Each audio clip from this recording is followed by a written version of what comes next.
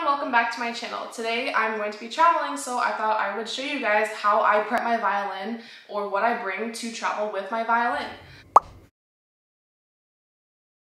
So as you guys know, violins are pretty fragile instruments, so traveling with them can always be kind of scary. You know, like you never know what the circumstances are going to be like on the plane and things like that. So today I'm going to show you guys how I've been flying with my instrument for the past, I don't know, like 10 years. So first of all, I am by no means an expert. This is just what I have been doing with my violin. I do not have the most expensive violin in the world. So if you do have a really expensive instrument, you probably have expertise advice. I'm just here to show you what I do for my violin as a music major before I go on a flight. So let's just get started. I have here my violin case, my violin, but what's super important is I'm going to start with the humidifier. Before I do anything, I'm going to go get a cup of water, fill it up, and soak this humidifier in it so that it's ready for air travel.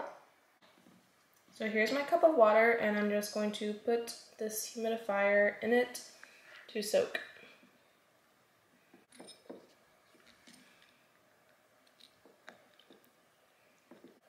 So the humidifier, as long as it's submerged, you can just let it kind of soak in the water and you'll be good.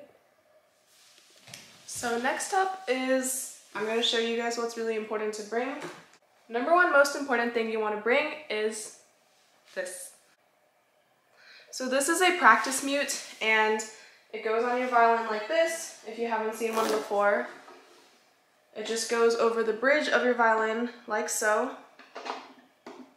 And it's a practice mute, and so you're going to want to bring this at a hotel, at an Airbnb, wherever you're living, so you don't disturb your neighbors, because when you play violin with this thing, it brings it down like half the noise level basically. So yeah, super handy, necessary for traveling, but I'm just going to put that in this pocket right here.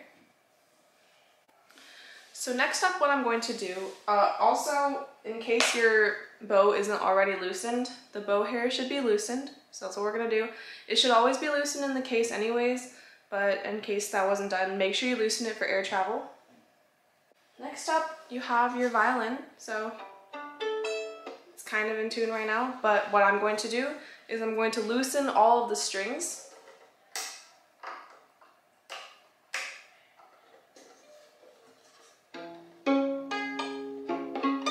I guess it doesn't really matter how loose it is, as long as it is somewhat loose. Your violin,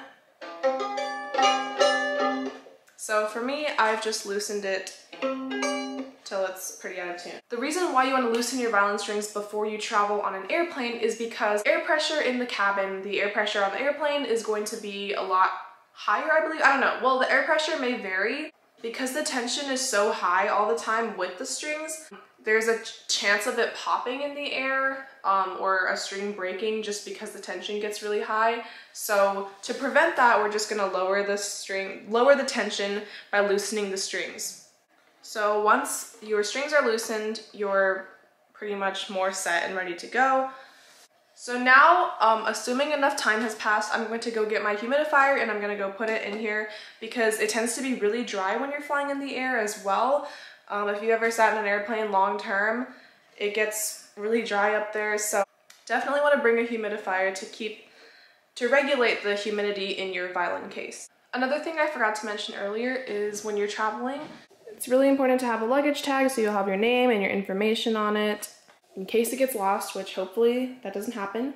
Okay, so now that some time has passed, we can bring back our humidifier. This is a Dampit. I really like this one. Anyways, what you're gonna wanna do is grab a towel, kind of lay it on here, dry it out. Just get all the surface water off so that it won't get in your instrument, get on your instrument. We don't want any of that. So once you're fairly certain this is dried off, when you're like running your hand along it and you don't get water droplets on it, you can insert it into your violin. And you're just going to put this through the F-hole here.